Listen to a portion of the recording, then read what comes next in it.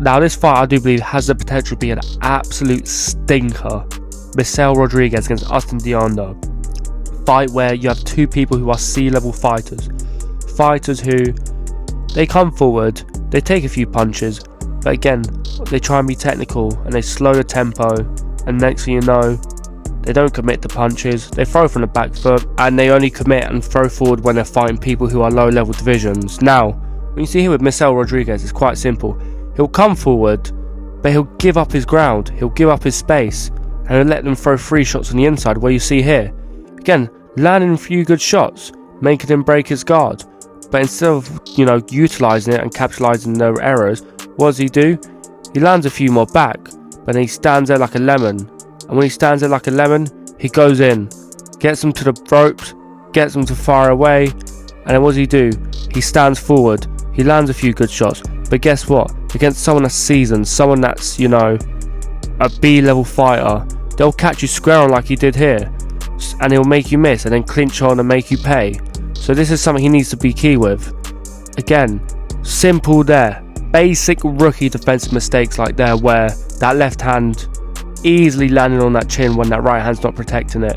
Against someone that's half decent, he will probably get very, very badly brutally knocked out. Where you see here, he's alright fighting C-level fighters or D or E or F level fighters, if you guys say in the States. But again, he lands a good shot, but the other person's throwing back, and when he's throwing back, he's still in range where he's landing shots to the body, he's getting the better of the work, and while he's countering and while the other fighters miss him, at the same time, he's open every time. So you can get away with journeyman people, not really utilising it and trying to create openings to find it, where he can do that against this level and calibre of fighters. So all in all, there's decent quality to him where he comes forward, lands a few good shots, but defensively he is not the greatest in my eyes, and he gets it far too easy, leaves his chin open, and although that chin is open, against someone, as I previously said, higher level, they will knock you sparko, so he needs to tighten up his work. The hooks he throws are very wide, not tight, they're just from a wide angle where he leaves himself open, and he lands good shots like there, but when he resets, feet square, again, good shots, but he needs to utilise simple, basic fundamentals against someone like Austin Deanda, because again, landed a few good shots there, but Austin Deanda's coming to win. He ain't no joke, he's another C-level fighter in my eyes, but he's coming to win. He gives it a go, he's had a few questionable decisions, but overall, he's not bad. He's just a bit of an adequate fighter in my eyes compared to the world level fighters. He has potential to be someone like a Kevin Johnson or a Kevin Newman. He comes forward, he's tough, very decent and defensively and offensively, very sound, as you'll see here. Parries that jab, slips to the side, slips the hook as well. What does he do? Rolls under, and he lands shots of his own, which shows he's defense for offense, so he has more technicality than Misael Rodriguez. But this is the big factor. When Rodriguez is on the back foot, can he withhold it? Can he deal with the pressure?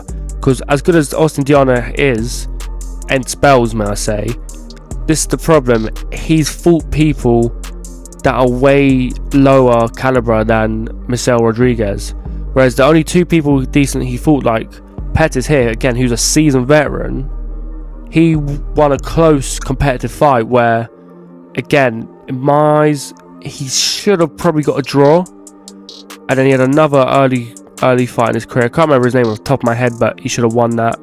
He shouldn't have won that, sorry, when watching that back. So again, he needs to work on defensive flaws as well, like here.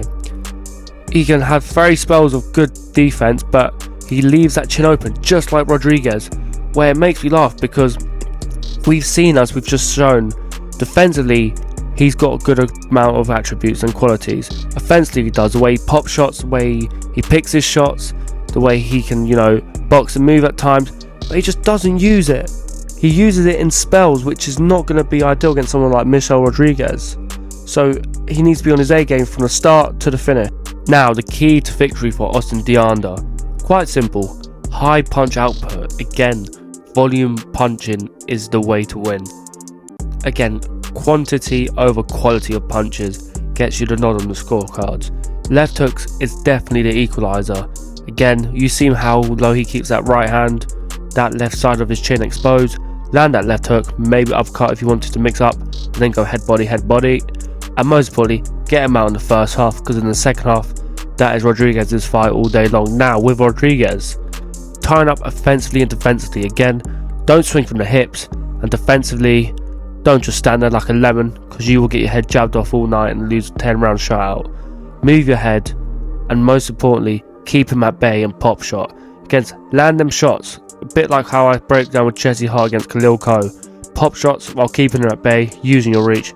And with the opposite, on contrast, is quality over quantity. Where with, of course, Deanda, quality is the key with Rodriguez. But overall, on paper, it's a very, very solid fight. But this is where I do believe it comes down to differ with Rodriguez. I do believe he just has a bit more class about him. Although he might not have the technical fundamentals of Deanda, I do believe one thing will be a big factor is he will make him smother his work. He will pretty much land what he needs to, but not allow Deanda to land what he wants to. That will be the dictating factor, and that's how he's going to dictate the pace. And I do believe it will be a very competitive fight, but I do believe Rodriguez, it will be his game. He will dictate the pace, he will dictate the momentum, and I believe he will be the one to get his hand raised. But again, his power is very deceptive. He got very, very, very hard shots, although his record doesn't suggest otherwise. But Deanda is a very slick fighter when he wants to be. And again, when you have two fighters who are big, come forward, high pressure fighters, the pair of them will probably lack to commit because they don't want to hesitate, because they could land one on the chin, the pair of them. So I do believe it'll be a bit of a stale chess match, but Rodriguez will get the nod on points, and I do believe it will be a very, very stinky fight.